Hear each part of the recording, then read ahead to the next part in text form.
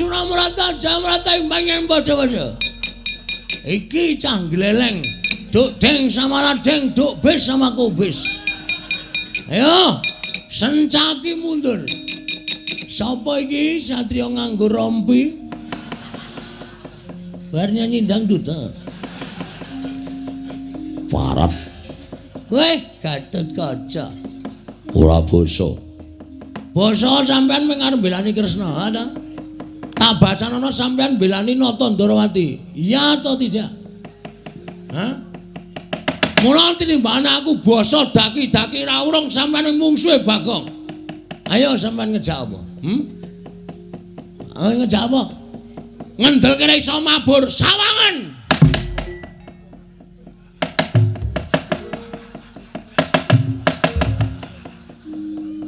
Dan ra wedi. Medun. Medun kaya aku banter. Medun kok alon-alon. Welo ngece we. Padahal aku ora iso medun banter. Hah? Mabur wis tak duduke. Sekali iki kowe ora kaget. Pancen satya pompengan. Delon.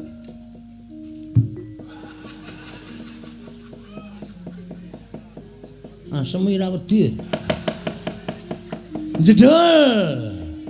Mabur, langsung ambles. Langsung jedul. Waduh, cilaka iki. Kok kita kaya ora grogi babar blas.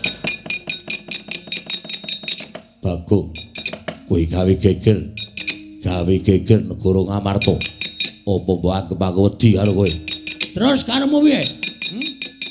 Ayo. Yen pancen wani karo bendaramu. Neng ditentokke kowe apa aku sing tekaning pati. Oke, ngejak pirang dina mana tau Gatot Kaca. Wajit.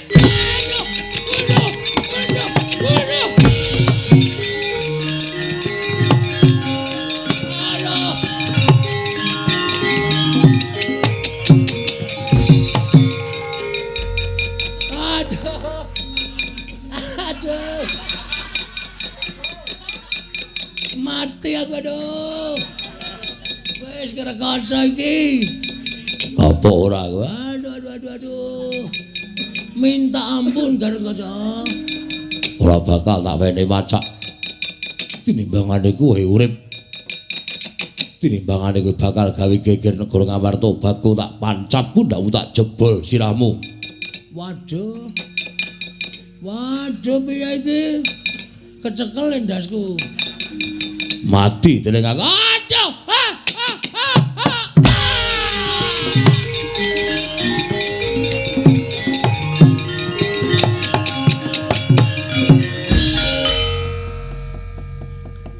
Kiai Semar. Paripaksa aku tumindak kaya ngene. Yen pancen Siwa Semar ngluputke Gatot Kaca tak akoni. Aku kleru. Ning anakmu ya kleru. Gawe untran-untran gawe geger ning negara Ngamarta. Mula kudu nampa paukuman ingkang sakmurwat. Bagong, aku njaluk ngapura. Paripaksa aku tegel karo kowe, Bagong. Asem yo akeh semute to kene iki.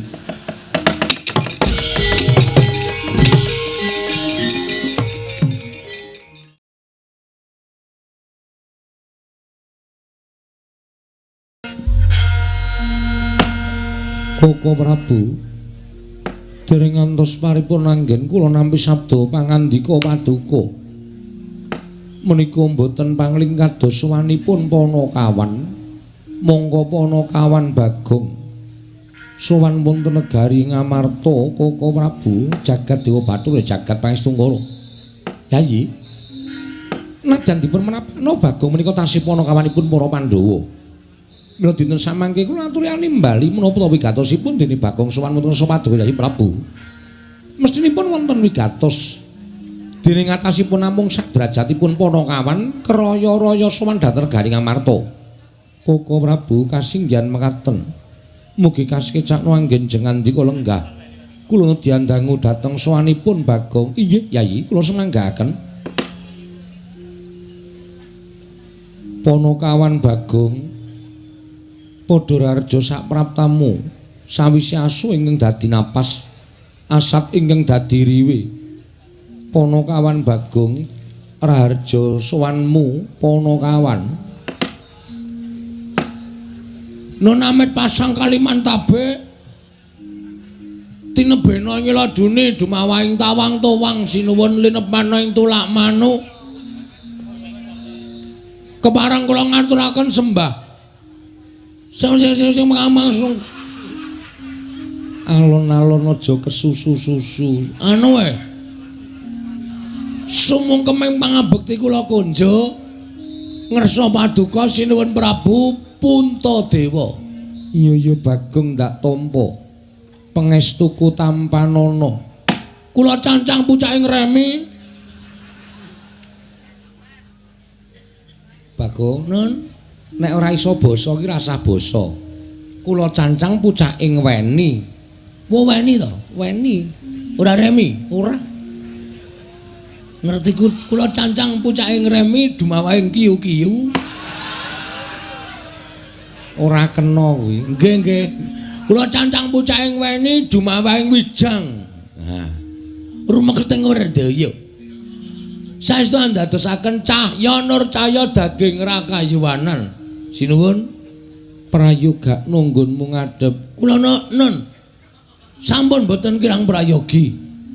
Sapa ingkang dadi kancamu Bagong? Kula piyambakan mawon sinuwun kula niku cah kendel. Iya. Nggih.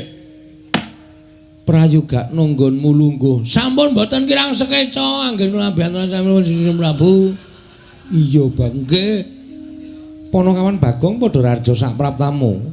Pengetunipun sinuwun Dwarawati Prabu Sri Bathara Kresna wilujeng. Bekti kula konjo sinuwun.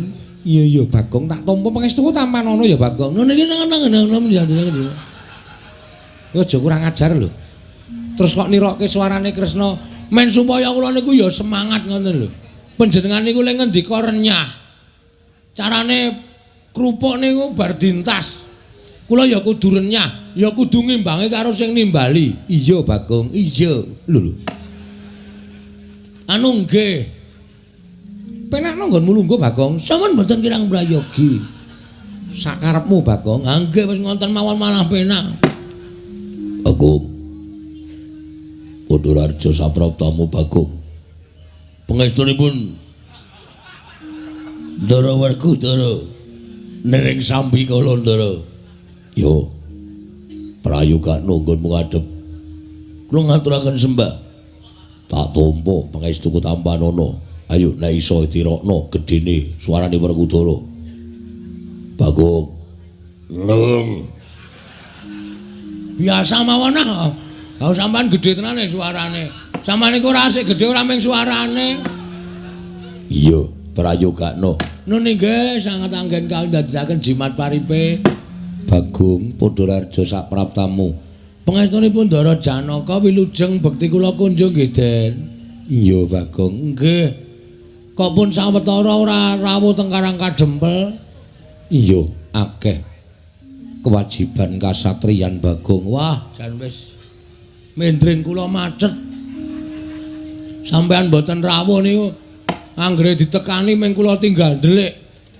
Iya. Ponokawan Bagong padha raharja, Ponokawan Bagong padha raharja. Pengetunipun Ndara kembar Ndara Nekula Sedewa wilujeng bekti kula kunjuk. Iya, Bagong tak tampa pangestuku Tampanana ya Bagong. Nun nggih sanget anggen kawedadaken jimat paripe. Ki Lurah Bagong sami wilujeng. Weh lah. Siti. Inggih. Slamet tekaku, kowe slamet to sehat to kowe dadi abdi ngamarta. Pangestunipun sehat. Syukur. Adimu sing lemu iki jenenge sapa kowe? Kula pun Bandriyah. Heeh, lali aku. Ya sehat to Bandriyah? Pangestunipun wilujeng Mas Bagong. Wah, jandangku mboten kepanggih. Ah iya ya. Karang aku ya arang-arane negara Ngamarta. Nggih. Nomormu ijek ajek to? Tasih ajek. Heeh, kok tak kirimi gambar meneh ya. Ya? Nggih. Sing asik beres. Aja kuwatir pokoke. Senengane kok kaya ngono lho adik iki. Ora apa-apa kuwi. Ponokawan Bagong. Kula wonten dawuh sinuwun. Apa sebabe dene sira sowan mongko tanpa tinimbalan? Murugake matur marang panjenengan ingsun Ponokawan Bagong. Sampun dipun keparengaken sinuwun. Wis ingsun keparengake. Matur sembah nuwun. Ingkang sepisan kepareng kula ngaturaken tebah. Siti Sekol binunteling ron kelapa. Apuren ta mbok bilih wonten lepat kula anggen kula ngunjatung sapa paduka sinuwun Prabu Darma Kusuma. Kaya ora dadi ngopo, Bagong? Ing ngangka kalih sowan kula menika mboten saking pikajengan kula piyambak. Nanging kula menika dapur dipun utus Bapak Semar utawi sowan kula menika minangka duta. Duta apa? Duta terong. Duta pengawakane Kyai Semar Badranaya. Mengkono Bagong. Nggih. Lah bapakmu ya gene. Ngaten sinuwun. Mugi andadosna ing kawuningan. Najan bapak niku ketoke wong loro saudon telu saurupan. Ning panjenengan prisa piyambak to, bapak niku kere. Iya. Bapak niku wong ora duwe, tata lair pancen bapak niku wong ora duwe. Ning batin bapak niku wong keserakat. Iya, Bagong. Batine bapak niku dewa ngejawantah. Arep ala dikaya ngapa, bapak niku Semar niku dewa ngejawantah. Tur bapak niku dadi pamomonging para Pandhawa niku wis mataun-taun. Pinten-pinten puluh taun dadi abdi tanpa ngresula, dadi abdi sing tewajo dhateng kewajibanipun niku mung Bapak Semar. Mengkono Bagong. Mekaten nggih. Sabanjure piye? Pada suatu saat nggih. Kuwi tembung apa, Bagong? Waduh niki tembung modern. Sampeyan sawijining dina bapak niku crita kalih kula. Crita karo kowe piye? Bapak niku nglakoni tapa brata. Iya, menyang endi? Teng Sentrong. Mboten medal 7 dinten. Kalih simbok. Tapa kok Wong loro mboten ngerti niku pancen lakune bapak ngoten niku tapa karo simbok beda Mbah. Bareng metu saking Sentrong, bapak niku terus pucet cahayane. Mergo entuk sasmitaning dewa sing sajake Mutawatiri. Terus telung dina bapak mboten kersa dar, mboten kersa ngunjuk. Terus kula ditimbali niku wau. Gong, kowe tak andani aja kaget. Lah ngopo bapak kok ora nyeluk Gareng, ora nyeluk Petruk sing diceluk kok aku?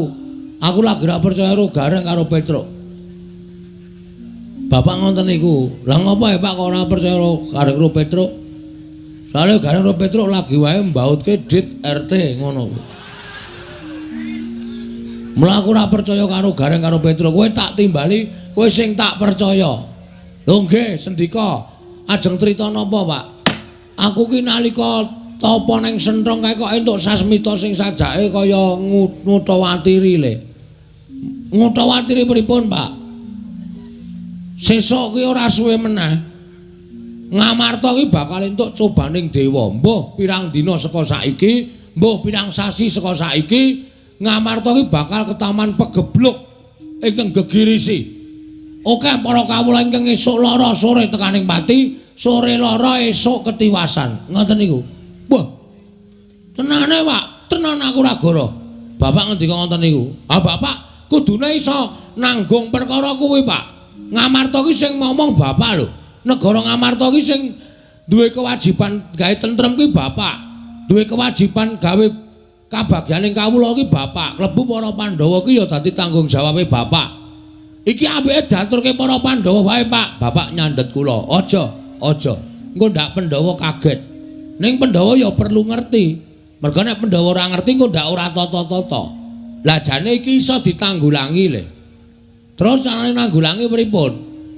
Ditanggulangi seranane aku nyuwun ngampil pusaka Ngamarta. 3 cacahe. Napa mawon, Pak? Siji. Sik, catetane meneng kene. Siji tumbak Karawelang, loro Payung Mata, Payung Tunggul Naga. Payung Tunggul Naga sing angka 3 Pustaka Jaminan Pustaka Jamus Klimasada. Pustaka Jaminan Utang. Jamus Klimasada. Niku telu-telune kudu tekan Karang Kadempel. Bapak sing ajeng nyarati, bapak sing ajeng dongane, srana pusaka telu niku Pandhawa isa uwas saka bebaya pegebluk. Neng. Piye karep omong apa? Niku lho, ananging kok dadi neng. Ananging nek sampean mboten maringake, nggih sampun. Monggo mawon kula mung diutus kalih Bapak Semar. Nek diparingke matur sembah nuwun dene ora ya mboten apa-apa wong kula ya mung dadi utusane Semar. Ning nek pegebluk niku tumama tenan teng negara Ngamarta, sampean ampun sambat sapa-sapa. Bapak wis ngelekke karo Nalendra Ngamarta. Werkudara. Iye. Piye Dimas? Ana kanan kaya ngene. Ora sandadak walang ati. Pusaka telu wenehna Bagong. Ben digawa Bagong ning Karang Kadempel. Men disarati karo Semar. Men Ngamarta ora ketaman pegebluk. Kuwi luwih apik tinimbangane awake dhewe meneng bae. Ora tumandang karya. Ning mengko bakal weruh pira kae kawula sing padha tekaning pati. Kuwi malah ora prayoga. Arjuna Kula cunduk kaliyan panjenenganipun Kakang Mas Jodipati. kembar piye? Iya kula nderek Kang Prabu. Inggih, Kang Prabu kula nderek. Bagong, Dalem kowe krungu dhewe kesaguhaning para kadang. ah niku langkung prayogi. Mergi bapak niku nek omong niku sadet saknyet kok. Kadang kala bapak niku ya sok ora mandi ning kadang kala ya mandi ning ketoke niki lek omong kalih kula niku serius tenan sinuwun. Mboten main-main. Niki ketoke wong bapak niku lek ngendika niku karo ora ngematke kula kok. Penrawanging netra niku mendhuwur. Kalih omong niku blas ora ngematke kula. Sing ngomong niku kaya dudu Semar. Lho. Kaya dudu bapakmu. Senes. Suarane niku pokoke beda karo suarane bapak biasane. Ha niki nandhake nek sing paring pangandikan niku pancen dudu Semar. Ning sing manggon ning awake Semar. Iya, Bagong pancen bener ngono. Nggih. Sapa sing manggon ning awake bapakmu? Waduh. Sapa ya? Sinten sinuwun? Lah kowe karo wong tuamu dhewe kok ora apal iki piye? Aku lho ora apal ya, nyatane ya ora apal tenan kok. Sing manggon niku ketoke Bathara Ismanta. Sapa? Ismanta. Jaidan Ismaya. Ah, Ismaya. Kok Ismanta? Ismanta iki bakul dawet e. Ismaya, ha ketoke sing ngendika wong rada alus kok suarane nek bapane ku rak pengendikane kasar. Ngoten nika. Nek niku suarane rada alus, berarti niku asline sing ngomong udu bapak, ning sing ngenjingi bapak. Sing lenggah teng sanubarine bapak. Iya, Bagong. Nggih, mula monggo nek aja diparengke nggih kula beto sakniki nek mboten nggih pripun carane. Koko Prabu, wonten dawuh Yayi. Menggah paduka Kanjeng Koko Prabu kados pundi? Nun sewu. Menawi babakan Semar nyuwun pusaka 3 menika kala wau, tumrap kula kedah dipun petang. Liripun kados pundi? Nun sewu. Nadyan Semar menika panakawanipun para Pandhawa, Semar menika abdining para Pandhawa, nanging nun sewu, Semar menika menungsa lumrah.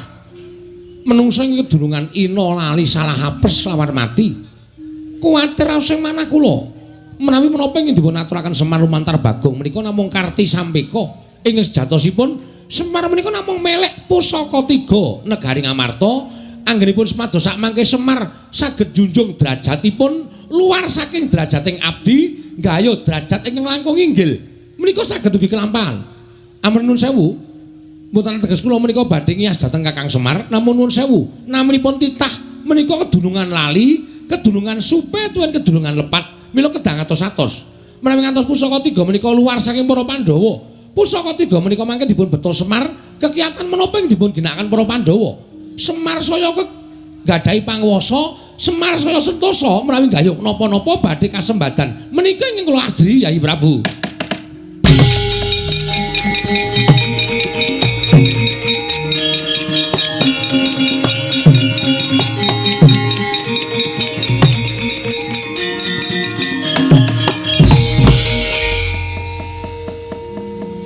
Nuwun sewu kok ana swara rapenak mau sapa sing ngomong? Hah? Ayo ngaku. Antara piyai telu seneng mburiku kuwi sapa sing ngomong nek Semar ki ya menungsa. Kedunungan ina lali salah apes lan mati. Kuwatir rasane atiku nek Semar kuwi duwe gegayuhan kepengin luar saka derajating abdi, kepengin duwe derajat pangkat sing luwih dhuwur. Sapa sing ngentoki kata-kata ki mau? Hah? Kene ora ana sing ngaku babat habis lho iki kok. Nek nitek suarane cilik iki genah Ndara Werkudara. Wus. Ngawur. Oh ya utuh. Ndara Janaka. Dudu Bagong. Sampean. Aku ora kok jeneng iyas karo bapakmu ora Bagong, kowe aja salah tampa. Ning niatku mung ngelek-eleke marang para Pandhawa. Angel to kelakone dinalar kanggo nalar sing ganep ing atase drajating Semar kok arep maluyake negara Ngamarta ingkang bakal ketaman pegebluk. Mongko dadak mbutuhake pusaka 3. Ya kuwi tumbak karo welang payung tunggul naga lan pustaka jamus miyang jimat lima sada. Nek kudune Semar arep kepengin dandani negara Ngamarta kuwi ora kok kongkonan kowe, nanging Semar tekan ana negara Ngamarta. Kuwi luwih iso dipercaya. Lah kok dadi kongkonan kowe? Mongko kowe iki mung batur, kowe mung gedhi bal 17, kowe iki mung Panakawan. Nek nganti tumpangsa nggonmu mboyong pusaka 3 iki mau, apa ora gawe geger cilik pusaka ilang? Gedene pusaka oncat apa ora gadi rame negara Ngamarta? Mula kang saka kuwi perkara iki dipetung dhisik aja kesusu Bagong, aja kesusu. Aku ora ngarani ento Semar kuwi ndek gegayuhan liyane ora. Aku ngerti pambegane bapakmu. Ming sing jeneng menungsa kuwi kedunungan ina lali salah apes lan mati. Saapik-apike wong kuwi tau tate nandang kleru, sak kleru-kleruning wong tau tate nandang bener. Kuwi wis eneng-eneng jagat kuwi wis ditetepi dening panguwasaning dat kemurwing dat, mula kudu ngati-ati. Oke. Cekak gampange sampean maido karo Semar, ha to? Cekak gampange sampean maido karo gegayuhane Semar sing kepengin dandani negara Ngamarta. Malah luwe-luwe sampean ngarani Semar kepengin duwe derajat liyane luar saka derajat batur. Ha ta ngono ta? Lho. Kuwi mung panyakra bawa nanging rak durung sak tenane to. Rasaku kanom. Padune kowe arep nudingi karo Semar. Semar kepengin duwe derajat sarana kowe ketunggan pusaka 3. Semar kepengin duwe derajat ketunggan pusaka 3, Semar kepengin luwih saka derajat batur. Ngono wae rasa dadak tau ubeng-ubengke. Bagong sing sabar dhisik. Ora iso sabar. Aku nek wis ngene iki ora iso sabar aku. Semar dunekke werna-werna, kepengin duwe niat sing elek. Kepengin duwe niat sing ora prayoga. Saya tak takon karo sampean. Semar ngomong Pandhawa pirang puluh tahun. Tahu Semar njaluk undaan bayar? Tahu Semar njaluk derajat sing luwih dhuwur? Tahu Semar kepengin duwe apa-apa? Ora tahu. Semar lahir batin nglakoni lakon iki kanthi ikhlas. Ora duwe niat apa-apa. Minangka dadi pamomong ya minangka dadi pamomong. Nek Semar gelem dadi wong duwe derajat, duwe pangkat rasa dadak nganggo pusaka 3 tombak karo welang payung tunggu naga pustaka jamus tombak karo welang. Lemu nyebut ki ngawur, ora urusan. Wong nesuwi bebas. Wong edani bebas. Ahlinya ahli. Padake ora. Ora usah dadak perlu tombak karo welang payung tunggu naga pustaka jamus jimat lima sada ora. Ning Semar ki tak omong ya. Ae titi sing Sanghyang Bathara Ismaya, mbiyen nek gelem dadi dewa, Semar ki wis mukti. Wis mukti nang kayangan kono. Ora dadi titah kon, dadi titah kaya kowe-kowe kuwi. Hah? Ora kok dadi kowe ora basa kowe. Nesu mosok basa. Nesu kok basa kuwi wadgu. Punten dalem sewu ngono. Kula tak medal Jawi. Kula nek sampean wani kula tak bali teng Karang Kadempel. Nek sampean wani tenan karo Semar tak laporke bapak. Yakin kula mboten ajeng wedi nglaporke bapak. Ning nek mengke perkara cilik dadi gedhe mang tanggung dhewe lho sinuwun. Kula wis ora piye-piye pokoke.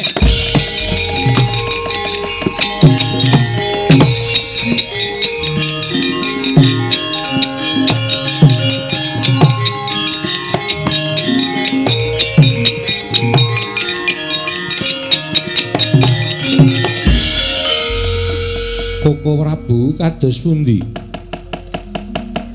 Menika mboten prayogi kedadosanipun Yayi. Menawi ngantos mangke Bagong menika pradul saestu kaliyan Semar. Menika mangke kriwikan dadi grojogan geguyon dadi tangisan. Lajeng kepareng paduka. Menawi saged Bagong badhe kula tungka kula candhet sampun ngantos wangsul dhateng negaring utawi wonten Karang Kadempel. Kula semanggaken paduka Kanjeng Koko Prabu Arjuna kula wonten paring dawuh melu pun Kakang Sewawi kula dherekaken Koko Prabu.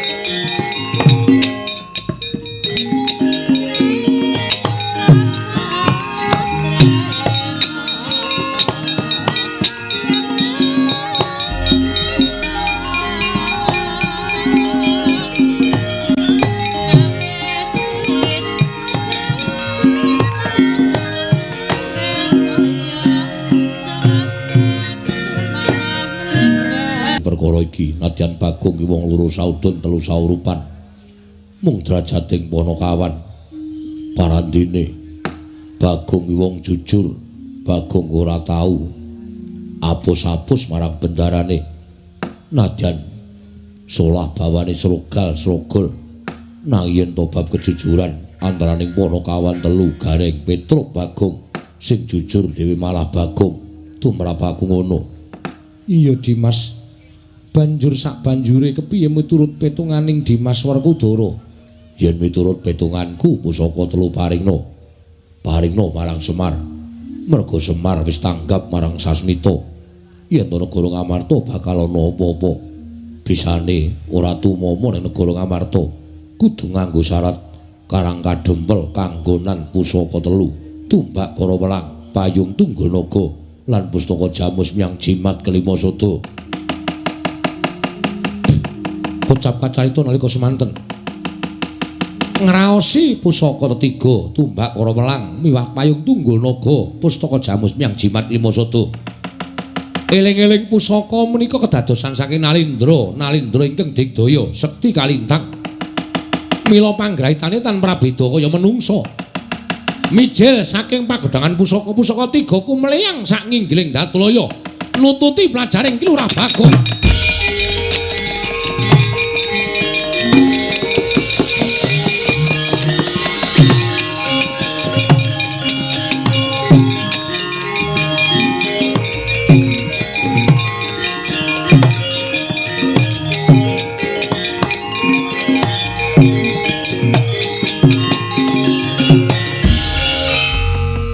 Sedewa teka banjur ngadhep ngarsaning pun Kakang Nun sewu Koko Prabu. Nembe kemawon Kakang Mas Jodipati ngraosi bilih Bagong menika Panakawan ingkang jujur. Menika kala wau sedaya kabukten. Buktinipun menapa Koko Prabu mboten nyumurupi kahanan napa Sedewa? Pusaka tiga tumbak kara welang payung tunggul naga pustaka jamus miang jimat lima sodo.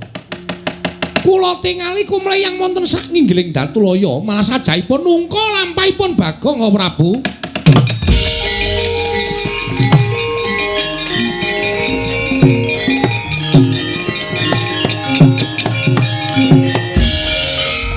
Werkudara. Nggih. Yen ngono bener apa kang dadi ngendikaning Dimas Sena? Pusaka telu wis melu kelawan Bagong rasa dadak ditututi. Pusaka telu hai panggraitane tan prabeda kaya menungso, dasare kedadian saka menungso. Saka nalindra sing padha salin wujud dadi pusaka. Iya Dimas. Kanthi cara mengkono mbarep ora usah sangga runggi. Sapurnaning lelakon antaraning Bagong karo Kresna kakangku tak kanthi menyang Karang Kadempel. Sowan ngersaning Semar Badranaya. Iya Dimas pun kakang mungkari manut. Kang mengkono yayi tatanan parengganing para kawula aja nganti ana ing kesempyok ing aradan. Upama dadi peperangan antaraning Koko Prabu kelawan Panakawan Bagong. Lan tak jaluk Siadi kudu ora kena ngrekake para putra supaya mrawasa lawan Bagong. Ora bakal aku ngewangi Bagong apa dene ngewangi Kresna. Kabeh tak anggep katresnanku kabeh. Iya Dimas, Sedewa kula maring adhawuh bubarna kang padha seba ingsun kundur ngedaton. Kawula nengestaken dawuh nyuwun pamit madal paselan sing ati-ati aja kaya bocah cilik. Dimas Sedewa. Purna gatining pananggilan. Sang Nurasakunda daton delok saking dampar kencana kinapit gambaran gading kadhiraken sangganing Promban Cedi. Manggung ketanggung Jaka Paloro ing sami ngambil pacaraning keprabon. Kawis dengan saking Mandra tindaknya Sri Naranata katiron saking Mandrawa kaya tansah gumebyar candraning Sri Naranata wau.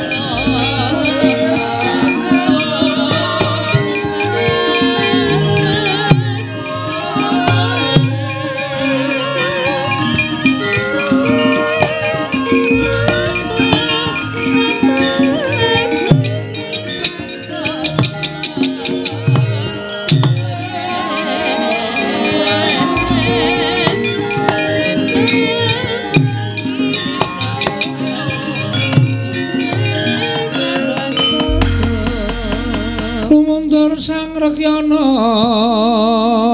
Patih undanging Prawadyabala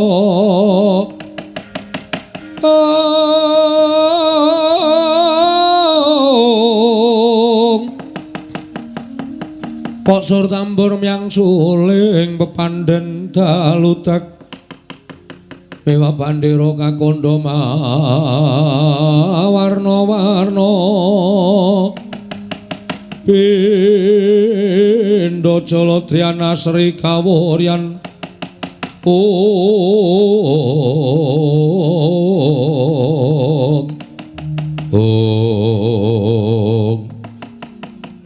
Koko Prabu ingkang putra ingkang Buruji Setyaki Cemadung dawuh Wa Prabu ingkang putra ing pringgonanipun Gatotkaca Cemadung dawuh Wa ingkang putra ing Jangkar Wuntu Antarja Cemadung dawuh Pakde eneng apa Pakde Pakde Ndarawati kok ngawi sangganing para putra sajae nemu wigati Mbah Barana karo putra-putramu kabeh ana wigati apa lan bakal diparingi kewajiban apa Pakde Setyaki wonten timbalan Gatotkaca wonten timbalan Antarja wonten timbalanmu Antasena dawuhmu apa Pakde Wektu dina samengko pancen kowe tak klumpukake ingkang wigati kok tak blabari sejatining lelakon ana ing Datulaya senadyan Dimas Setyaki melu sowan paradene adoh parane mula ora ngerti lelakon ingkang dumadi ana ing Datulaya Dri mila ingkang saking menika kula Cemadung dawuh Koko Prabu jroning perembugan Datulaya negara Ngamarta mau nyara widekake pasumenan ingkang dilakoni dening Yayi Prabu Darma Kusuma. Durung ngampung babak anglayoni jujul lan usuli. Sowane Panakawan Bagong ing nalika semana ngandhakake yen to Semar entuk sasmita. Negara Ngamarta bakal kelaman pegebluk. Akeh para kawula ing esuk lara sore tekaning pati sore lara esuk ketiwasan. Lho iki. Mula Bagong tumuli nyuwun kelawan para Pandhawa boyong marang pusakaning Pandhawa telu cacahe tumbak kara welang payung tunggul naga sartaning pustaka jamus miyang jimat lima sada nadyan para Pandhawa maringake nanging rasaku ora kepenak mula tumuli aku menehi wangsulan kalawan Bagong ning kok sisip sembire kurang-kurang bejane iki mengko malah kriwikan dadi grojokan geguyon dadi tangisan lajeng para paduka Setyaki wonten timbalan Gatotkaca wonten timbalan Antarja wonten timbalan Bagong ngancam kalawan aku bakal bali marang Karkadempel lan matur marang Kyai Semar Badranaya yen to nggone mboyong pusaka mau gagar wigar merga digondheli karo Nata Ndarawati ing ateges Bagong mung bakal adu-adu tegese nglincipi carang apa-apa mula kang saka Setyaki Bagong golek ana ngendi gone ketemu aja entuk bali marang Karkadempel mengko mundhak ora prayoga kedadeane lho iki ngestaken dawuh lajeng pangkatipun ingkang rayi benjang menapa ora ketang sambung obor celok lintang tumrih mangkat dina iki menawi mangke Bagong berguguk utawa watun menapa dipun paringaken Purwawasesa wonten astanipun ingkang rayi Setyaki kena kowe pilara Bagong nanging aja nganti lara lan gedene tekaning pati yen nang ngati kateman kaya mengkono-mengko mundhak ora prayoga. Lah, rak ngoten tegesipun anggere kula tumandang menika mboten tida-tida. Iya, pancen mengkono. Mara gage mangkata nyuwun pamit tambah pangestu Gatotkaca, nyuwun pamit tambah pangestu Wa Prabu. Nadyan putra Jangkar Bumi nyuwun pamit tambah pangestu. Sing ati-ati aja kaya bocah cilik, Gir. Anakku kabeh, Gatotkaca Antarja Setyaki.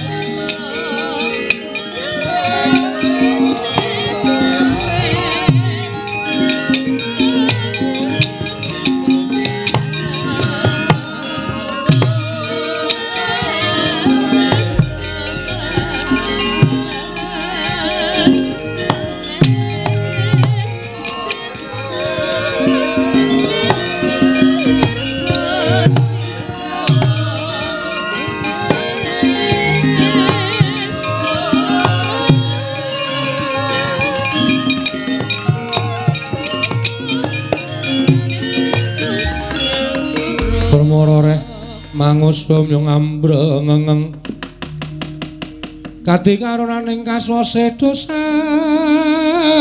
kondo astrat mojo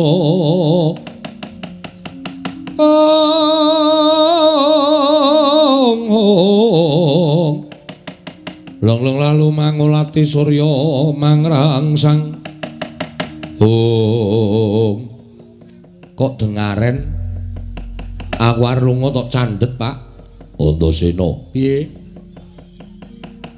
kakangmu Gatotkaca Antarja wis nyendikani dawuhe Kresna kakangku terus mung wae maneh Kresna kakangku ora jujur karo sapa karo anak-anake kabeh sebabe kowe ngerti dhewe kowe tak kandhani saklungane Kresna nututi Bagong pusaka telu ya kuwi tumbak Gorowelang payung Tungganaga pustaka Jamus Klimasada oncat saka pagedhongan pusaka lho pusaka telu oncat saka pagedhongan pusaka Pak ya nendi ngetutke lakuning Bagong pusaka telu mau kedadian saka menungsa kedadian saka ratu sing digdaya mula panggraitane tan prabeda kaya menungsa kena tak upamake yen apa kang dadi gegayuhane Semar kuwi murni lahir batin ora kececekan rasa piye-piye ngono ya mula kowe tak candhet kuwi aja ngestokake dawuh Kresna terus malah kowe tak dawuhi apa belanana Bagong aku ya engko nek aku diseneni Pakde nek kowe diseneni bapakmu Ndarawati mengko wadula karo aku sing wangsulan dasare apa aku tok kon ngewangi Bagong mung ora salah Bagong mung ora luput Kresna kakangku paring dawuh karo Setyaki diwenehi Purbawasesa yen Bagong berguguk utawa waton tegese Bagong arep dipulasara sithik akeh Berkudara tau tate nampa pangudange Bagong aku tau dimong karo Bagong yen Bagong nandang lara aku yo ngrasake lara yen Bagong kena apa-apa aku sing kapitunan mula ora usah melu-melu kakangmu loro kae yen perlu kowe belanana Bagong ning tak jaluk nggonmu belani aja nganti kawistara oh ya manut Pak dadi aku iki ora melu Pak Ndarawati ning ngestokke dawuh Bapak kowe belanana Bagong lah iya aku ngestokke dawuh Bapak yo mangkat belanana Bagong ewang-ewang ngono mesake wah kae Ponokawan kae abdine Ngamarta Kresna kakangku sajake wis lara ati karo Bagong nganti dawuh karo Setyaki yen Bagong bakal terus bali bakal dipiloro yen ana apa-apa kowe sing tanggung jawab yo ngestake dawuh rasa kuwatir Pak taiwangane nek panjenengan do nyikara karo Bagong mongko Bagong aku sing tanggung jawab wah janjian nang apa-apa nyentuh mandone Bagong kowe sing tak ajar yo wis beres Pak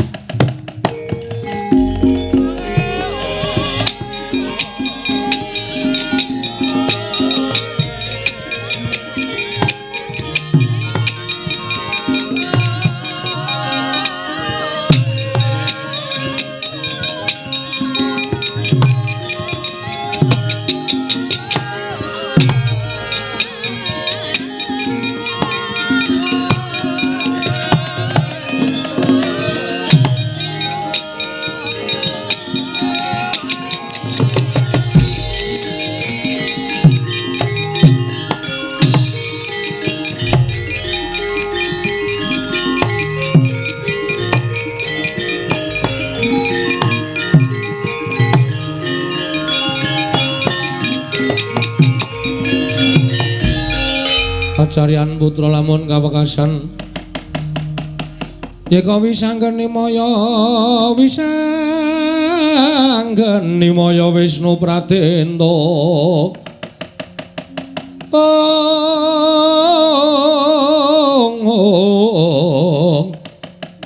wisanggeni maya Wisnu Pratenta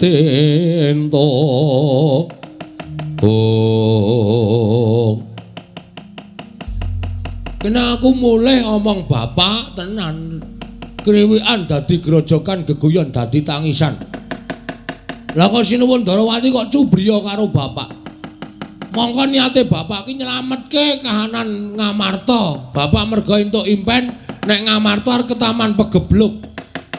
Lah kok malah dikira bapak arep kepengin duwe derajat pangkat srana kenggonan pusaka 3. Walah, alah, bapak ki nek gelem sugih ki ket biyen. Ora saiki iki lagi pengen sugih, ora saiki iki lagi pengen derajat pangkat. Nek pengen derajat pangkat iki ket biyen. Ya kowe Kresna kowe. Sinayang Manggelung. Ratu ki nek awake ireng mesti cubriya karo sapa-sapa. Lah kok dadi tekan semono lek mung ngegagas karo bapak. Tak kandhake Semar.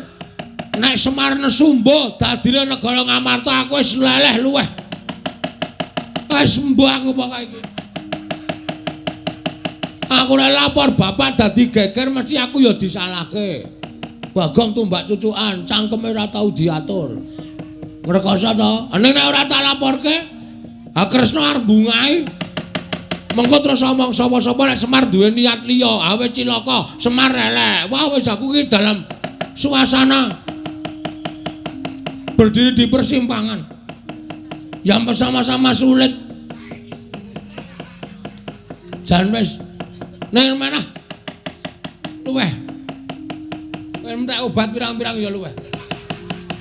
Nek ora tak omongke bapak ndak tuman bae, Pak. Lho. Kowe dipaido karo Sinuwun Ndarawati, Pak. Perkara kowe ora trima, masalah iki rampungna karo Sinuwun Kresna wae, Pak.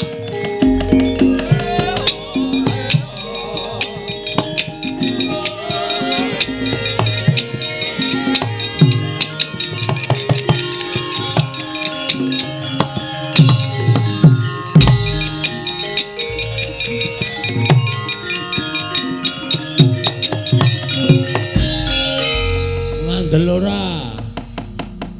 Tukang pukule wis teko iki. Bagong. Anu nggih. Ndara Setyaki. Iya. Kok le tindak kok kesusu? Nuwun sewu lho biasane niku nek nyawang Bagong ora ngonten niku. Niki kaya le kejem delok kula. Kuwi gatine napa? Bagong. Nun, Kowe arep endi? ajeng wangsul.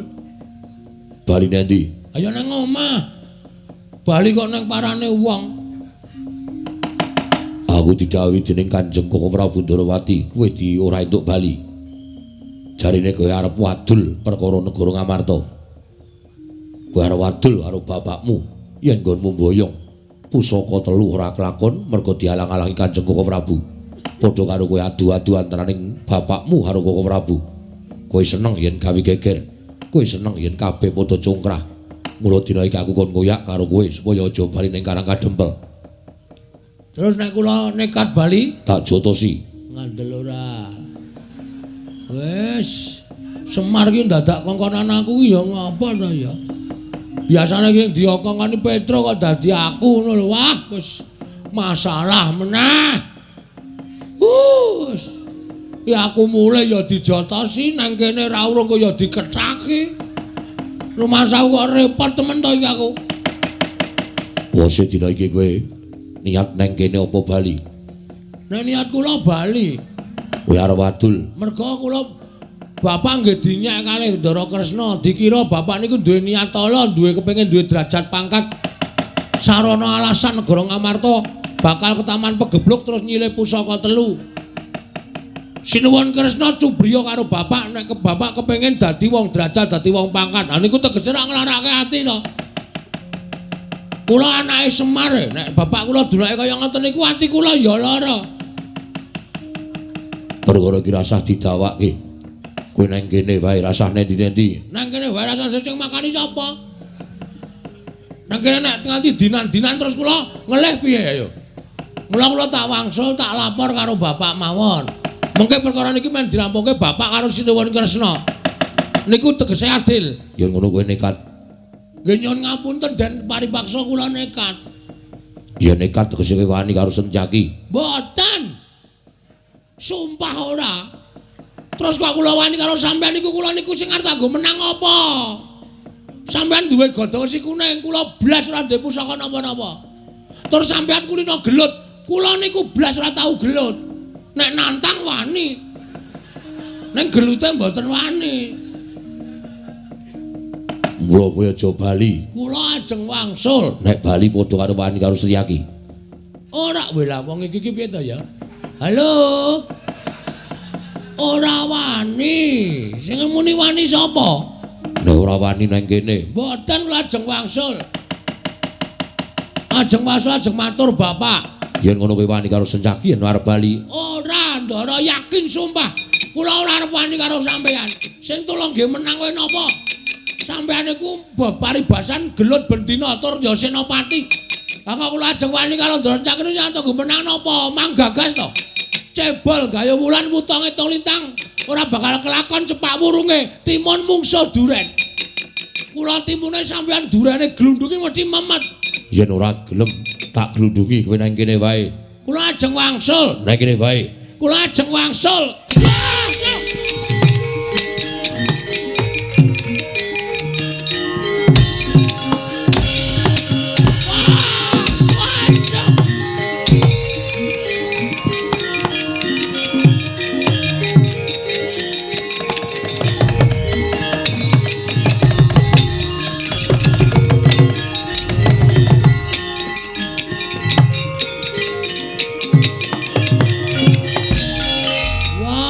Bajigur tenan.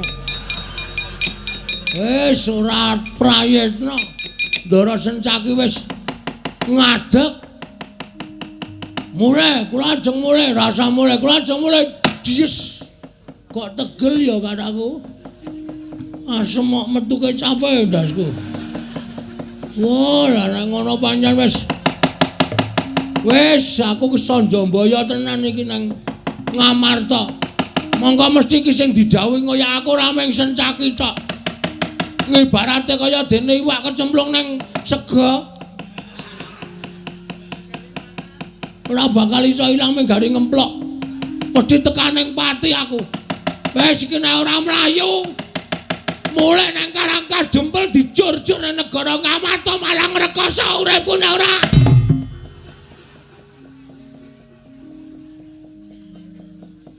Wis modar tenan aku.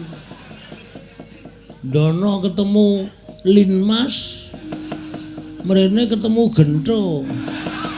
Gento cengelmu kuwi. Wah, ngrekoso iki. Bagong. Nggih. Kok nabrak-nabrak ngopo? Ajeng wangsul. Kok bali ngopo? Ngonten perlu. Lah iya perlune apa? Kono aku bloko. Kula ajeng wadul Semar. Oh, wadul bapakmu dies. Lagi tangane saya gede. Modar tenan aku iki. Ora aku arep ngantem karo kowe. Aku arep jotos karo kowe ning kowe waton bloko. Arep ngopo? Wadul bapak. Mergane wadul. Bapak duwe niat nyirep pagebluk teng negara Ngamarta sarana mboyong pusaka 3. Tumbak kono welang payung tunggul naga pustaka Jamus Kelima Sada. Terus kok dipenging kalih Ndara Kresna ati kula lara bapak dikira duwe kepengin derajat pangkat mboyong pusaka 3. oh, terus Ambareng niku kula nesu, kula terus bali metu niki ajeng mulai niku cegat Ndara Sencaki. Lho, Paman Sencaki. Anu nggih. Ngopo Paman Sencaki? Nyegat kula ora entuk bali. Ning kula pengen bali. Terus Diantel sirah kula. Dies ngoten. Ah semok. Ora siap kula. lho, nek siap wani po? Ah ora. Wong ora wani kok dadak siap barang ora. Wis ora-orane iso ngampet lara to ya. Terus piye? Lah terus sampean mriki ajeng napa? Menging kula bali. Ora. Aku mrene iki aku untuk dawe bapak. Bapak sapa? Lho, bapakku. Bapakmu sapa e? Lho. Kowe iki tak tonyo lho malah ora basa. Anu bapake sampean sinten e? Bapak Werkudara. Wah, Bapak Werkudara ngendika pripun? Antasena, kowe aja nganti wani karo Bagong. Kowe aja nyikara Bagong.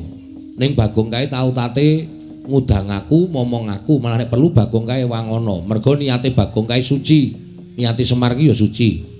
Ming Kresna sing sajahe golek-golek perkara, ngono. Ndara Werkudara ngendika ngono. Iya.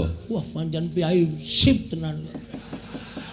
Ngerti alambe ati kula. Lah iya. Lah iya. Mula aku kon ngewangi karo kowe. Ah, nek ngoten nika sencake nika mang jotosi. Kosik. Nek aku jotosi mak cilik senyaki aku wani. Ning kok nek didelok wong akeh iki kayane ora wangun. Lah terus Kowe maju meneh. Papakno mak cilik senyaki. kowe iki ora edan to. Lho. Kok malah ngunek edan. Lah kula niku bar diajare. Bar diantel nggon bathuk. Dis ngonten kula klengkangan candhak, sirah kula jeblas kene mabrek. Kula madhep mriko diantel cengal kula dis. Kula niku pun ajeng mlayu karo maju meneh sampeyan mriko to. Seto matane ora mendono-mendono ngono kuwi. Kowe maju meneh tak ewangi. Lah iya, wis genah. Terus lek ngewangi piye? Nek kula tekan mriko wis mati, piye ya? Iki nek dienggo nek omong ki. Ngene to, kowe maju sik, ning aku tak manggon ning awakmu. Wah. War seneng karo bojoku kowe, ha. Ora ning awakmu, ora ning omahmu, ora, ning manggon ning awakmu kuwi. Oh, tak kira nek manggon serumah karo aku. Ngerdingke kowe, ha ta? Ora, Iya, wae. Mula nek bojoku memeni kok wirawiri. wirawiri dengkulmu melocot kuwi ora. Wis saiki kowe tak angslupi. Angslupi pripun? Kanthi badan sukma aku manggon ning awakmu. Nek kowe tak nggoni, kowe diantem ora krasa lara, patene ra iso mati, kowe iso apa-apa wae kowe digdaya. Nane. Tenan. Ora ngapusi lho iki. Ora. Serius lho. Iya, serius. Carane Ngamot ambegan, aku tak mlebu ning awakmu. saniki Iya. metu pundi? Metu cangkem? Ora sedeng. Metu ngendi? Metu sing mriki amba ning ketoke ciut ning amba niki. Nek rada jenes lho, Hus. Wegah aku, kowe ngamot ambegan. Ngesane iki? Wis, aku tak mlebu ning awakmu ya. Nek aku wis mlebu ning awakmu, kowe ngopo-ngopo bakale dadi wong digdaya. Kowe diantem ora ngrasake lara. Kowe dipateni ra iso mati. Aku tak mlebu ning awakmu, kowe dadi wong digdaya. Mbah! Slamodar. Nek ngampet ket mau omong wae ora. Oh ya lali ya. Lali tak bisa lali. Yo guys. Wis gawe. Ing tiba kantep bayu atmaja ngeling ana risang. Ngeling ana risang Satria Wiratam Tama. Oh. Wis kong. Wis. Aku wis mlebu.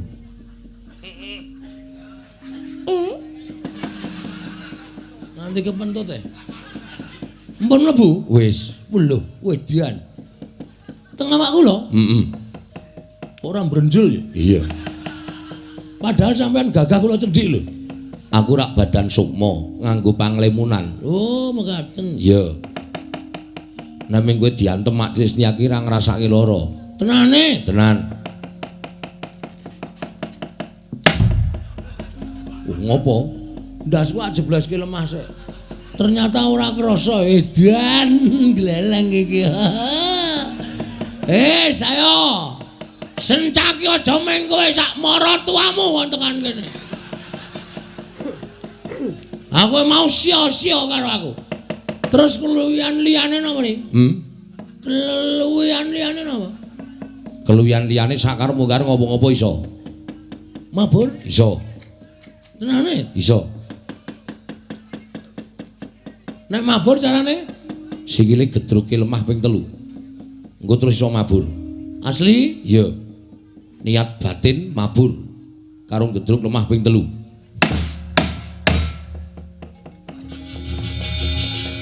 Weh, yo tenan asem kok. Wah, wis gleleng tenan iki. Suah ngendi-endi ketok. Golek kamar mandi sing ra ana gendrenge. Wah, ngandel ora. Waduh. Wah. Aku nek ora duculi ngono kae iki. Kisra nang pikiran. Wah, bajigur tuwa. Bareng dangak untune entek. Wis waduh. Edan gejlike pirang-pirang. Nek medhun pripun iki? Ya mikari medhun ngono wae niat ati medhun. Oh nggih. Dun. Landing. Ya. Wah, guys iki nek kula tak bali mawon. Lho kok bali piye? Arep tak pamerke bojo kula e. Kae dirampungi sik. Oh nggih. Ambles bumi kaya sampean ya iso. Iso. Carane Ngampet ambegan.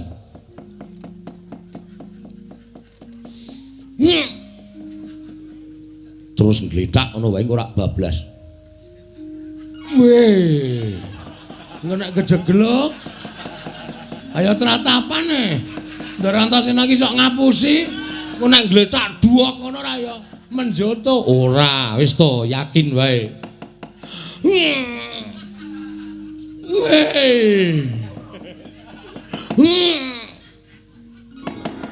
Weh, lah tenan e. Waduh. Oh ya mung peteng. Ora ana apa-apa. Ora ana wong dodol rokok barang iki. Wae lah, waduh telone gede-gede tenan iki. Ya apik aku ambles bumi nggawa karung, telone tak panen nang jeron bumi. Sesuk nek do panen mung kari gagang tok. Aja mesake among tani among kisma. Yang. Wah, bajigur nabak sapi teng.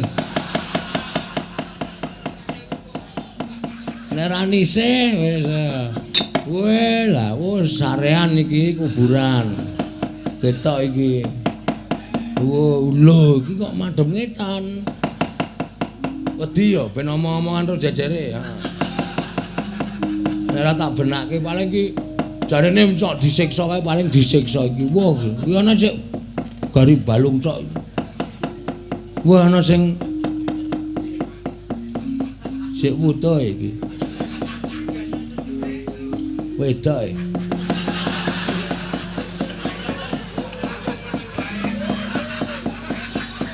Umpung meneng wae.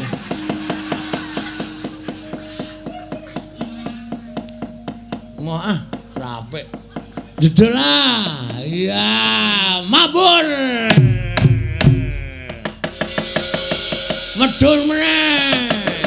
Ambles bumi. Jedel meneh. Mabur. Benar tak tanjake pokoke. Ora kowe arep maju perang ya apa? Sak ngarepku kowe iki meneng wae ta. Meneng jero kok cerewet. Oh, aku metu mudhar kowe tiba. Aja, darah antasna. Ampun metu lho. Iki tak buntuti kabeh bolongane. Tak leboni lilin. Ben mangkel aku. Ampun metu lho. Ora, ning medhun, guys. Gek dirampungi pakaryane. Ayo. Amo Suramrata Jamrata bagian padha-padha. Sentyaki kowe mau ngantel aku ya. Ini pembalasan Arya Kamandanu.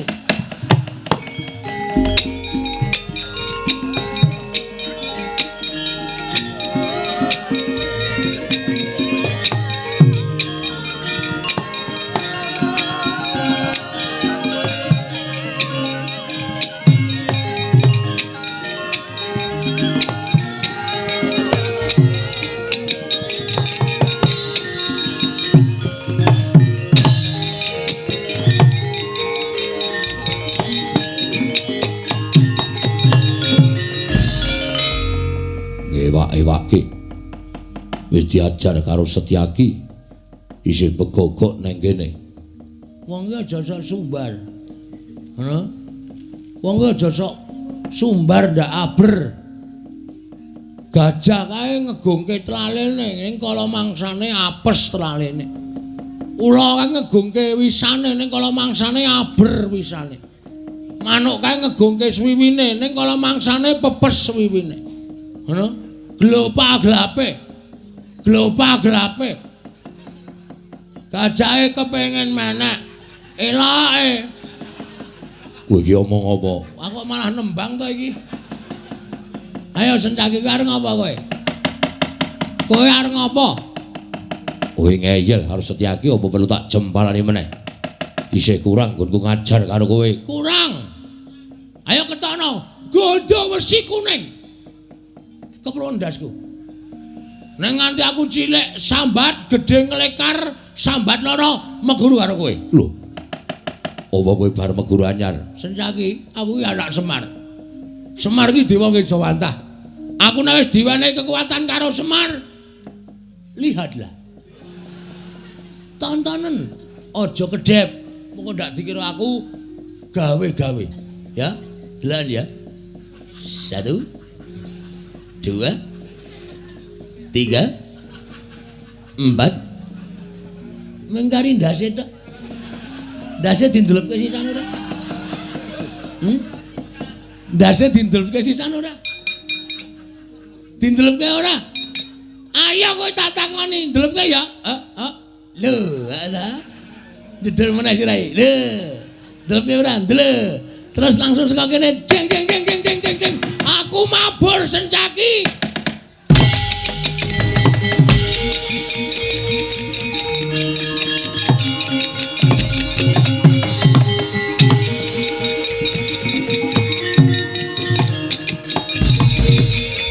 Elok tenan. Bagong medeni iso ambles bumi iso mabur. Kok Prabu kula sumanggaken kula mboten saged mengsah Bagong gilani katigdayan. Nun sewu nggih. Paman garba ruji wonten menapa Bagong saged ambles bumi saged ngambantir Gandara kula sumanggaken nggih.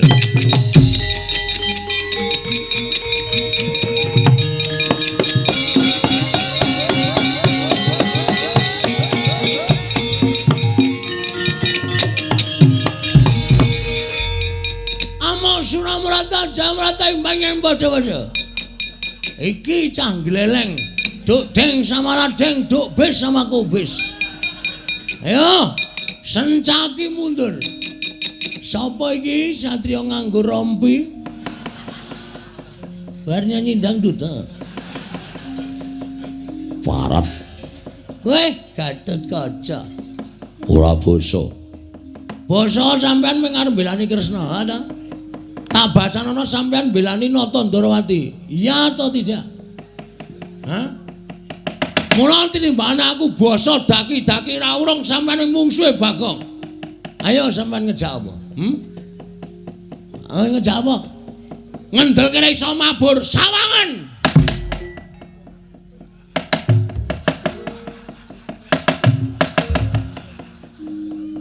Dan ra wedi.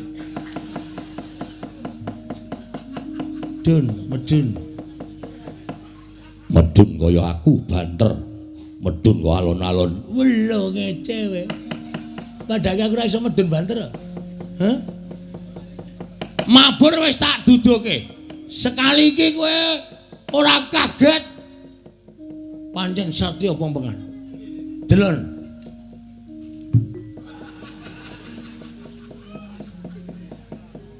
Asemi ra wedi. Jedul. Mabur, langsung ambles. Langsung jedul. Waduh, cilaka iki. Kok kita iki kaya ora grogi babar blas. Bagong, kowe gawe geger negara Ngamarta. Apa mbok anggap aku wedi karo kowe? Terus karemu piye? Ayo. Yen pancen wani karo bendaramu, neng ditentokke kaya apa aku sing tekaning pati. Oke, ngejak pirang dina manut tau Gatot Kaca. Wajit.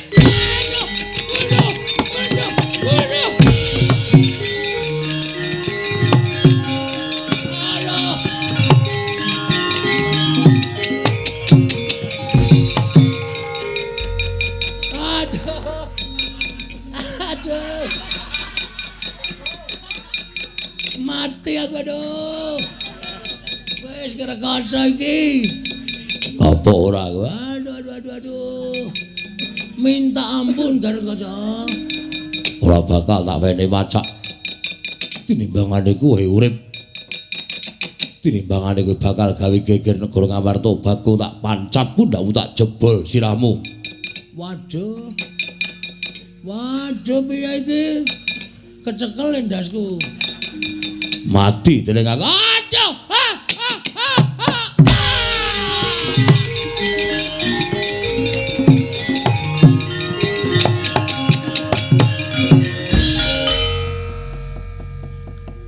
Kiai Semar. Paripaksa aku tumindak kaya ngene. Yen pancen Siwa Semar ngluputke Gatotkaca tak akoni. Aku kleru. Ning anakmu ya kleru. Gawe ontran-ontran gawe geger ning negara Ngamarta. Mula kudu nampa paukuman ingkang sakmurwat. Bagong, aku njaluk ngapura. Paripaksa aku tegel karo kowe, Bagong. Asem yo akeh semute to kene iki.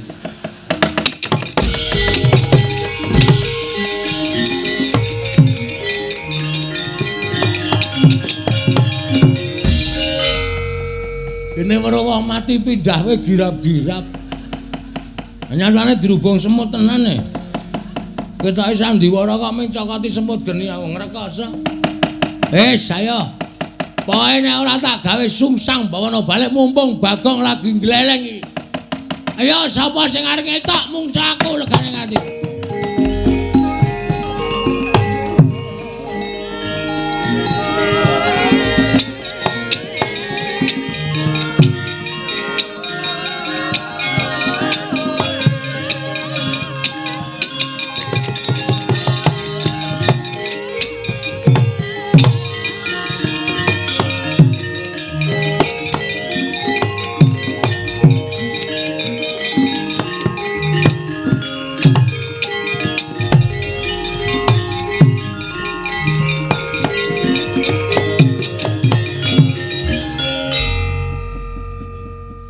Iki.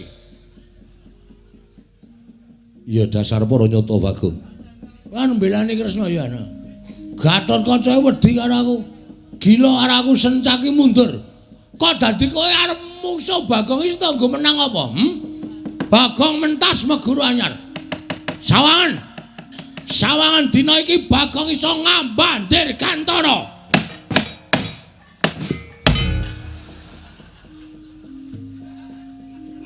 Ora mandi ya.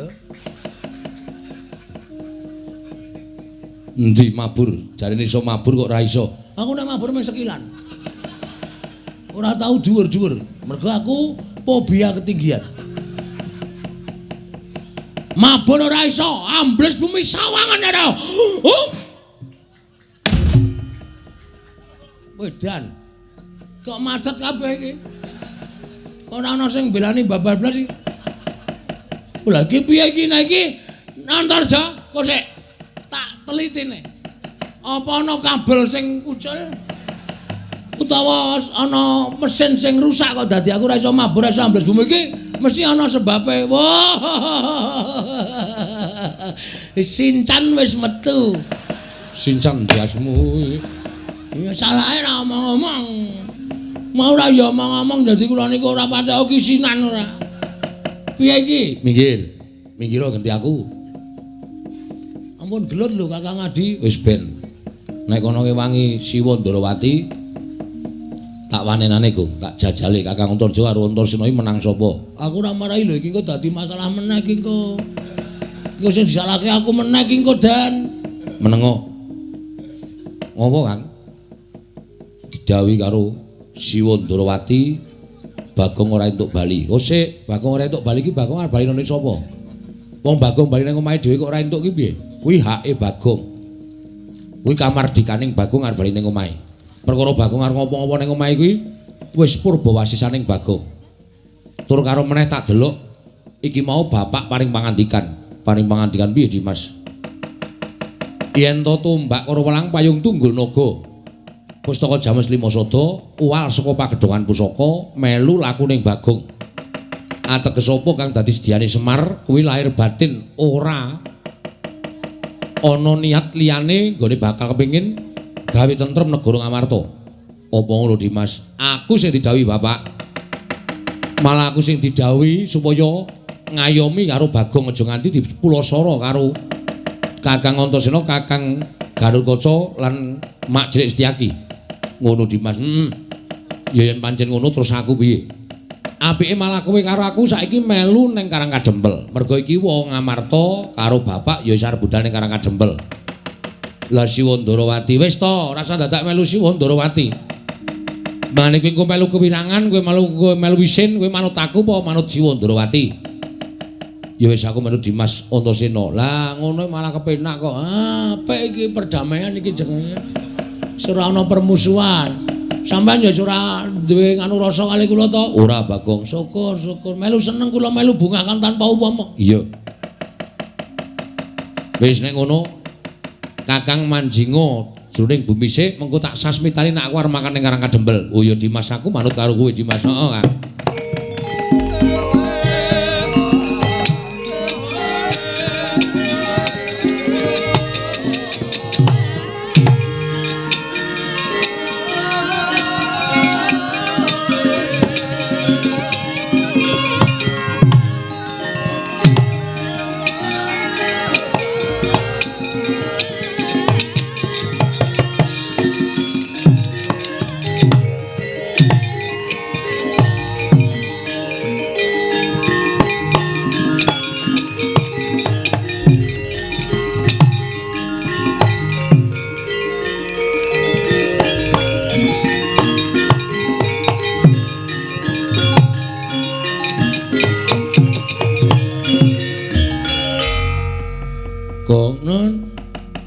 Kabeh wis katon padhang. Nggih. Wis kowe bali yo. Anu nek mulai senane bapak. Lho kok senane bapak mergane kula ora nggawa pusaka 3. Tumbak Kara Welang, Payung Tunggul Naga, Pustaka Jamus Miang Jimat Klima Sada. Aku ngerti niate kakekne Semar kuwi pancen suci lahir batin. Anu nggih. Mula kowe tak kandhani ya. Pusaka 3 mau sejatine ora pusaka bain-bain, nanging pusaka mau kedadian saka Nalindra ingkang sekti Mahambara. Mula pusaka 3 mau panggraitane tanpa beda kaya menungsa. Nggih. Lah kuwi sawangen saiki. Pusaka 3 kuwi seneng mburimu, ngetuti laku jantramu Bagong. Masa? Tenan, aku ora goro. Udus. Wedian. Niki napa mbiyen kedadian saka menungsa? Iya. Menungsa kabeh tur Nalindra kabeh. Wah, mula kok dong karo karepe Bagong. Niki napa Tumbak Kara Welang. Sing niku Payung Tunggul Naga. Kok kaya gada lagi mingkup. Kuwi nek digarke ya iso. Oh nggih. Sing kaya layang tanpa tulisan iki Pustaka Jamus Miang Jimat Klima Sada. Ora saben wong iso nyekel kuwi ya. Nggih. Bejo kuwi iso nyekel kuwi, aku wae ora wani nyekel pusaka 3. Ning jarine Punden Pandhawa nek arep nggawa pusaka 3 kuwi disembah sik. Disembah. Menuju kuwalan. Oh nggih, siap. Kemarang pusaka menika kula beto wonten Karangkadempel, Ndara. Ya, kono gawane ning Karangkadempel.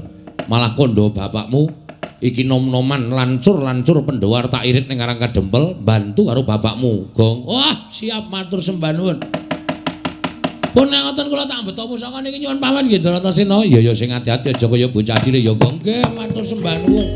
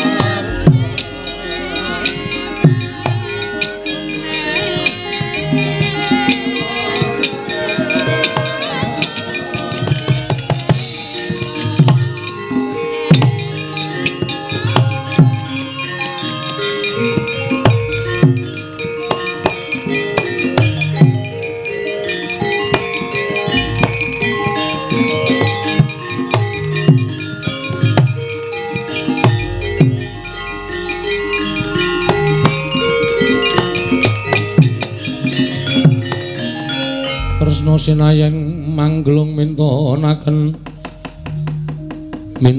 Dewi Kramanira kang kuwitiraning asta kang kuwitiraning asta jagat wesaning Bathara Arjuna kula wonten paring adhawuh saka pangrasaning pun Kakang apa kang dadi niating Kakang Semar mau sayekti ora mung mligi kepengin ndandani negara Ngamarta ing ngaturing Kyai Semar ngendikake yen ta ora suwe negara Ngamarta bakal ketepan pegebluk bisa birat saka pegebluk mau yen ta Kyai Semar mboyong pustaka Jamus Lima Sada tumbak Karawalang lan payung Tunggul Naga kasinggihan mekaten nanging saka pangiraku kok ana niat liyane dene Kakang Semar kok mboyong pusaka telu mau Koko Prabu sampun ngantos nggadahi panyakara bawa ingkang boten kaliyan Kakang Nayantaka kula ngertos pambeganing Kakang Semar Badranaya Arjuna kula wonten maring adhawuh kowe tak kanthi nang kene iki ming bakal tak tanting kowe percaya aku apa percaya Kakang Semar wis menawa gage wangsulan inggih piye inggih ora usah dadak kowe wedi kowe percaya Nata Ndarawati apa percaya Kakang Semar yen kowe percaya Kakang Semar gage saiki kowe nyango karang kadempel nang yen mengkono niat liyane Kakang Semar nggone kedunungan pusaka mau kowe aja nutuh pun Kakang lho ning yen kowe melu Nata Ndarawati ayo ta bebarengan dina samengko njugarake niating Semar nggone bakal nampa pusaka telu sartane bakal dandan-dandan negara Ngamarta dicoba lahir batine apa pancen kepara nyata niate kuwi mligi niat bakal gawe tentreming Ngamarta apa pancen kesasapan niat liyane Janaka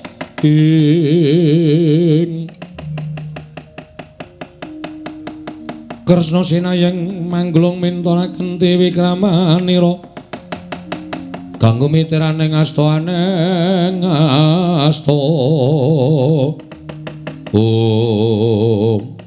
lajeng kepareng paduka Kanjeng Koko Prabu dene mekaten pangandika paduka Janaka kula wonten paring adhawuh tunggunen ning kene aku tak golek Pintasraya supaya samengko nggone bakal njugarake karepaning Kyai Semar bakal saya kuat lan saya kukuh bakuh niating Nata Ndarawati kula sumanggaken aja lunga lho Janaka mboten Koko Prabu kula tenggo wonten mriki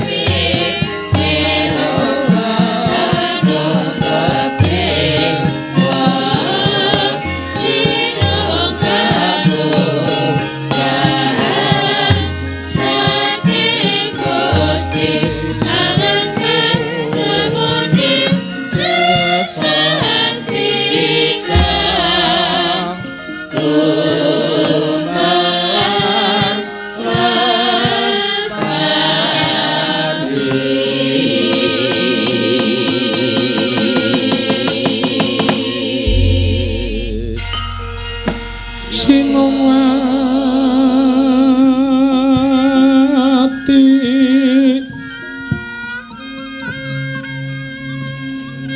Sinowati jagat inari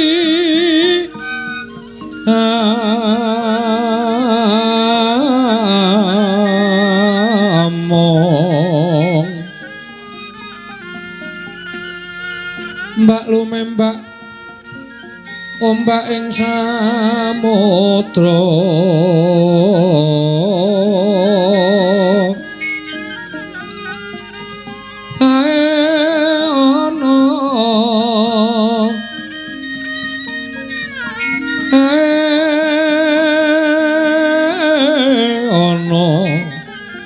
bale lumut ambraganggeng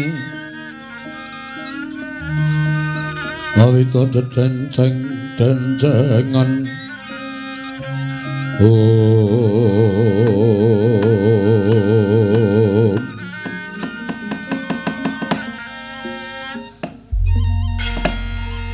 Mastu Nomo Sidam Skaring Bawana langgeng Kakang Narada Kakang Resi Kanika Putra Kencang warudaya pak pong bu bolong kali jedhe sapa sing gawe Prawi di Mila kayiwangan kalaos benter sumuk sundul ngawiyat mboten pangling menika titah pujangkara ingkang sowan ngabiyantara ning ngarsa ulun Kakang dalah menika kadidene Kresna menapa ta sababipun dene Narayana sowan mongko tanpa tinimbalan tumunten katimbalana di wigatosipun menapa? Lah kok kadingaren Kresna sowan ngabiyantara Kersa Paduka Adi Pramesti Bathara Guru. Kasinggihan Kakang Narada mugi kasekecak anggen jengan dika lenggah. Lho nggih sampun boten kirang prayogi. Kresna padha rejo sak prapta kita. Nggih, Pukulun. Tansah pinanganing kawidadan ring sambikala swanipun ingkang wayah pun Kresna.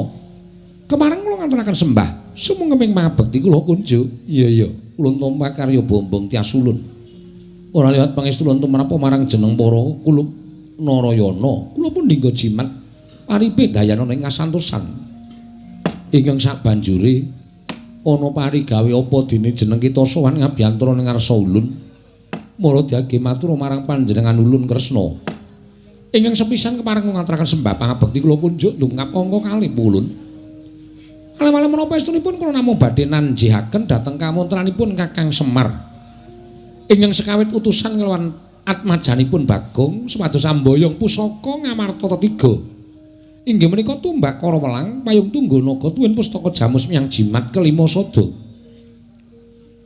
Wonten aturipun Bagong sampun terwaca bilih Kiai Semar nampi sasmita bilih negari Ngamarta badhe ketaman pegebluk satemah kathah korban ingkang mapan monten negari Ngamarta tumunten Kakang Semar nedya ambirat pegebluk menika kala wau sarana nyuwun ngampil pustaka utawi pusaka ketiga negari Ngamarta.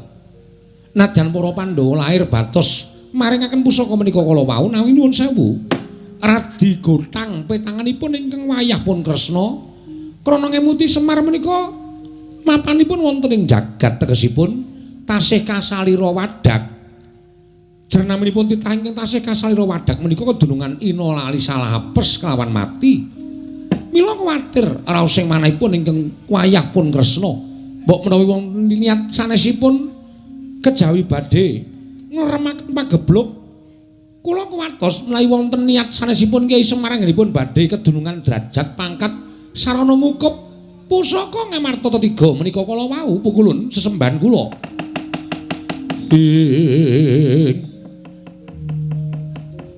Kagiat risang kapirang urin angkul kinempit kampit dosang reknaning bawana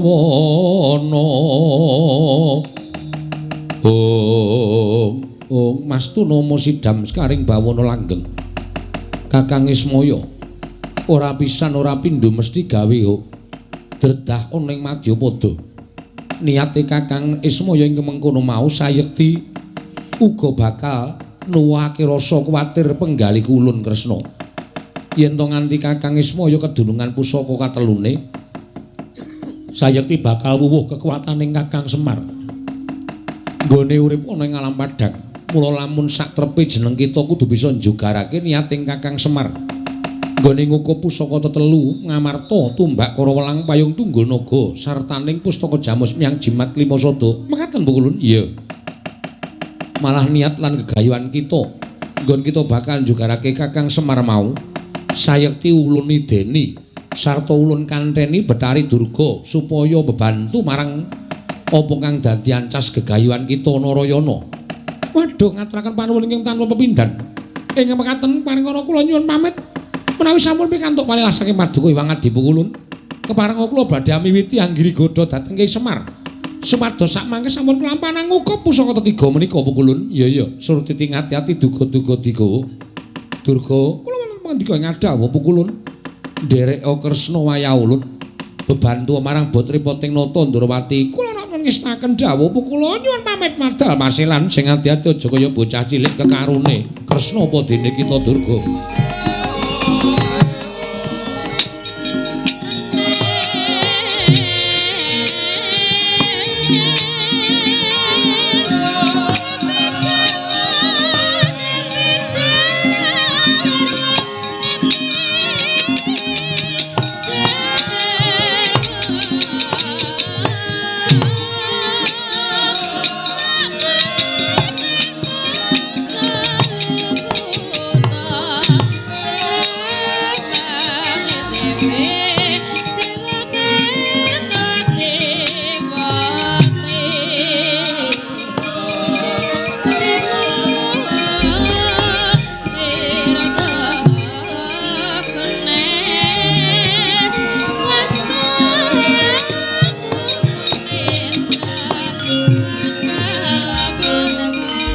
Yana dewa yen nuntuna wong aprang kasangsayan.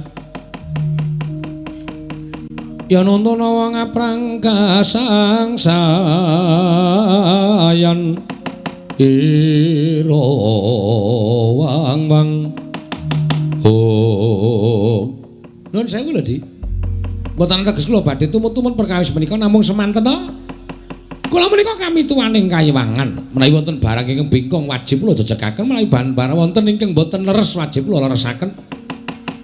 Menapa ing dados pamothaipun Kresna menika sayektosipun menawi kula tonton mawi netra batin Kresna menika namung meri lan ajrih menawi kaungkulan dening Kakang Semar. Mila lajeng damel-damel perkawis Kakang Narada.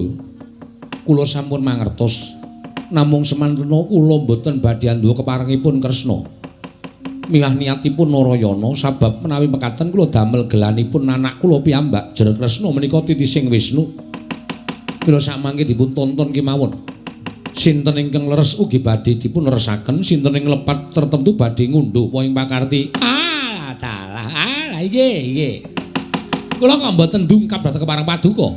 Monggo sinambi nganglang jagat dipun titipriksa kawontenapun lampan wonten karang kadempal. Oh nggih monggo Dik kula dherekaken. Monggo Kakang Narada sarengan Kanjeng Rayi. Ha nggih monggo.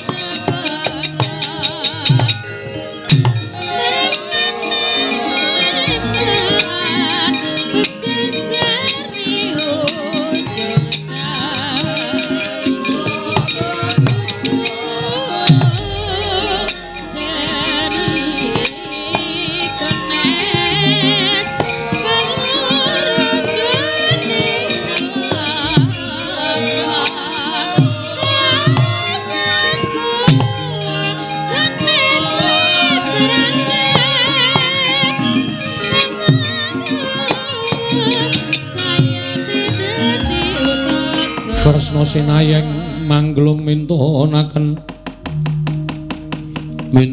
dewe kramanira kang kumiteraning asta kang gumiteraning asta Arjuna wonten maring adhawu nyata Sang Hyang Jagat Giri Pratingkah wis ngideni kelawan karsaning pun Kakang Parempaduka mula wektu dina iki ayo gawe srana supaya Kakang Semar aja kasembadan ngukuh pusaka telu Koko Prabu menapa mboten sae wis ta ora sandhadhakaken gunem tanpa guna yen Siadi ora manut karo pun Kakang Siadi arep manut karo sapa marata coba pikiran Narayana karo Permadi ora iso pisah nganti tekan saiki Janaka karo Kresna kuwi ya ora iso dipisahake loro-loro ning atunggal kaya godhong suruh lumah kelawan krupian dineluse jerupane greget tunggal rasane mula apa kang dadi karsaning pun Kakang Siadi kudu ngrajongi lajeng Parempaduka wis to pun Kakang niat ora wujud Natandrawati mengko Siadi ya ora wujud satriya Madukara kanthi cara mangkono gampang ngene bakal Girigoda katentremaning Semar Badrana ning Karang Kadempel oh inggih kula kantun nderekke mawon Koko Prabu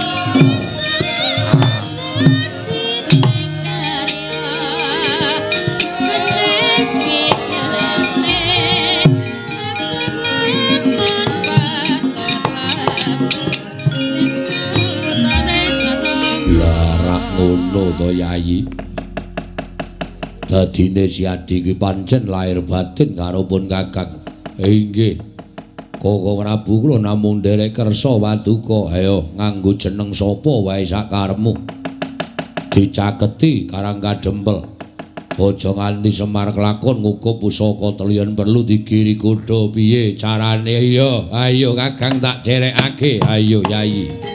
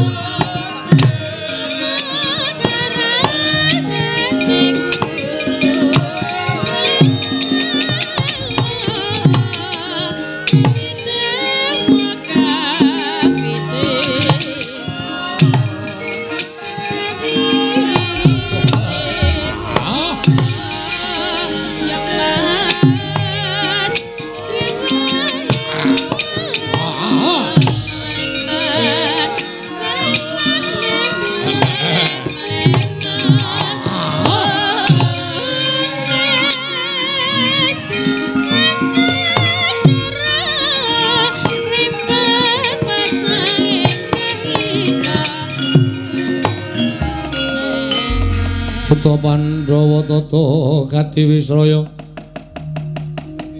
Indriyaksa Sara Maruta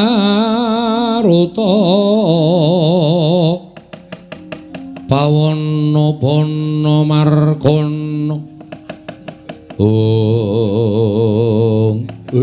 Radara Ibu Bathari kula ingkang abdi pun Jaramaya Cemadung dawuh kula pun maling raga Cemadung dawuh kula pun maling sukma Cemadung dawuh tobat anak-anakku kabeh berkasaan jim setan priprayangan lho banaspati kleng-kleng balung tanda kabeh ora tak wiji mbaka siji pengarepamu ya kuwi Jaramaya wonten dawuh entuk pailang Hyang Jagat Giri Pratingkah nalika semana Natandrawati sowan kepengin Girigoda marang ancas gayuhaning Semar mula wektu dina iki pasang Yogya katuju ing ngenu dene aku entuk palilah melu Girigoda marang uripe Semar lan sakabeh para padukuhan Karang Kadempel nggih kabeh budal menyang Karang Kadempel susupana jiwaning kawula sak Karang Kadempel supaya mangro panembahe mangro Tingale aja nganti tumindak ingkang becik nanging gawean tumindak ingkang ala. Oh inggih ngestakaken dawuh. Lajeng pangkatipun Prawadya Bala mincang menapa ora ketang sing mobol trolintang tumula mangkat dina iki ya Jaramaya kantinan Wadyabala sakake-akehe. Lho niki. Nyuwun pamit masilan sing ati-ati aja kaya bocah cilik Jaramaya maling raga maling sukma.